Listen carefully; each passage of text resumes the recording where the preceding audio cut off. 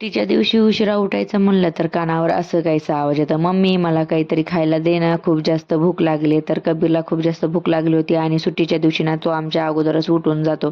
आणि कसं सुट्टीच्या दिवशी आपल्याला निवांत झोपायचं असतं आणि मग त्याला खूप जास्त भूक लागली होती आणि मग रात्री ना हे बाहेर गेले होते आणि मी कबीरच होतो, त्याच्यासाठी मग आलू पराठेच बनवले होते आणि त्याच्यातलंच थोडंसं पीठ राहिलं होतं आणि आलू पराठ्याची भाजी तर मी फ्रीजमध्ये ठेवून दिली होती, सकाळी बनवता येईल त्याच्यासाठी. आणि कबीरचं कसं असतं, संध्याकाळी खाल्लं तर त्याला सकाळी पण खायचं असतं, त्याच्यासाठी मग मी रात्रीच जास्त बनवून घेतलं होतं.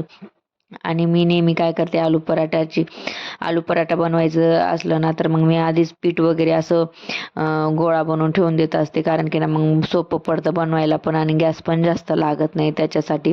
तर इतके छान आलू पराठे झाले होते आणि खायलाही खूप टेस्टी लागत होते. तर तुम्हाला या आलू पराठ्याची जर रेसिपी पाहिजे असेल तर मला कमेंट करून सांगा. तर भेटूया अशाच नवीन व्हिडिओमध्ये, तोपर्यंत बाय बाय.